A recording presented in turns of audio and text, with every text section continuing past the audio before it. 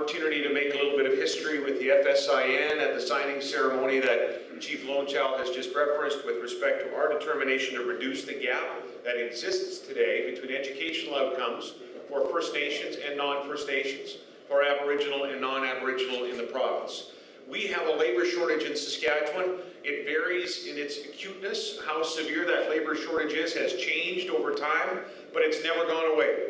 It's here today. And our first resource for that labor shortage should be our First Peoples, First Nations in this province, and Métis as well. And we know that we'll not close that gap. We'll not ford that river right now without the education that will provide for the skills the economy is going to need in the future.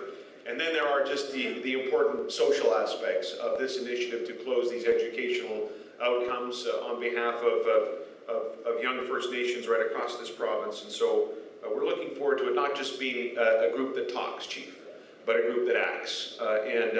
We have backed up our own talk of this particular concern and priority for our government with resources, with dollars, $48.6 million in total direct investment to support First Nations and Métis education this year in this year's budget. That's a 20% increase over last year's budget in this particular area, and some will say with credibility that more needs to be done. But I hope this is a good faith gesture that we are going to travel down this path together. $7 million for adult basic education, the provincial training allowance, $1 million for the International Centre for Northern Governance and Development, and $600,000 for SIAST, the Aboriginal Student Success Strategy, on top of funding for SIIT, which has been a great success story and a great partnership between the government and that particular leading educational institution.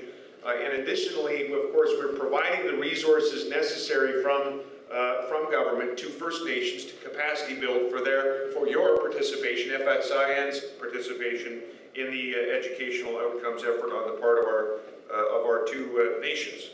I want you to know that overall, and these are some numbers, but behind the numbers, I hope you'll see a commitment.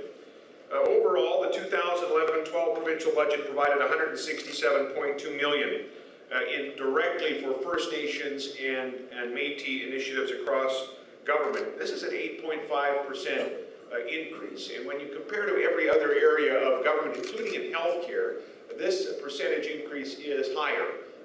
And we hope that it indicates the seriousness of the government to deal with these issues.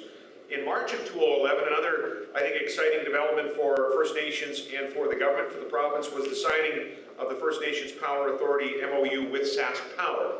We think First Nations should be playing a leading role in providing power to a growing economy. I know Minister Boyd and his successors in Sask Power, the current minister, has a vision, the government has a vision for First Nations playing a powerful role in that. The Chief is right. SIGA is quite a success story in terms of a First Nations business. And our vision, I think our shared vision, is that this power authority can bring to new electrical generation opportunities the same success, the same energy that SIGA has brought to the gaming file in our province now for many, many years. The MOU will assist all 74 Saskatchewan First Nations to advance power generation projects that offer long-term sustainable economic development opportunities while helping Sask Power meet our electrical generation needs, again, for a growing province. We would celebrate another success story this morning by noting the fact that a commitment we had made in the campaign to ensure that treaty education was part of the core curriculum. The compulsory curriculum for every child in school in this province has been acted and implemented now, and I know Ken Kravets is the Minister of Education, the former minister that implemented, will be able to tell you that Alberta, and the current minister, Donna Harpower, will confirm that Alberta is wanting to copy what we've done here, so that every student in this province understands treaty and understands that we are all signatories to treaty. I think another important development we should highlight is the FMA. I think for the first time in a very long time, perhaps if ever, Bill, the forest management agreement between the province and those who have then access to our wood resources has included First Nations, an allocation to First Nations. I hope this is another sign of our commitment to be a part of the benefit sharing that First Nations seek in the province. And as you may know, that we've also added about $3 million to a budget aimed at ensuring First Nations can get involved in these economic enterprises, including in forestry. We've committed to First Nations that they can access those funds or equipment for training, so that more than just supplying some of the wood to an industry that's coming back a little bit, they can be a part of it. Companies that are owned and operated by First Nations.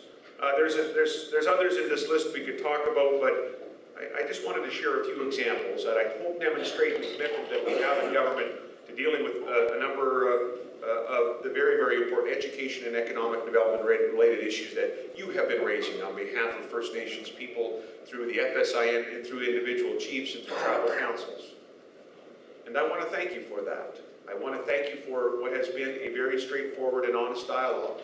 I want to thank Chief Lonechild in particular for his leadership. FNUC today is a better, stronger institution now with new President Doyle Anderson than it ever has been, because people took some difficult decisions. Chief Lonechild, supported by chiefs, supported by the FSIN, hopefully supported and led in part by our government, took some very difficult decisions that posed a lot of questions about the future of that important institution. But we are better for having that courage to do this together, and we will have a stronger institution now for generations to come. That's the kind of work we look forward to completing together. We won't agree on everything. We'll find that out in a moment, I'm sure. But on the most important issues of ensuring that First Nations are better and more fully engaged in all of the opportunities that are presenting in the new Saskatchewan, on that there is consensus, on that there is agreement. And we're going to make a huge amount of progress, I think, down the road to success in this area, even while we acknowledge there may be certain specific issues we won't agree on. This dialogue is so very important. We thank you for being here today, and we look forward to the questions that come. McWitch.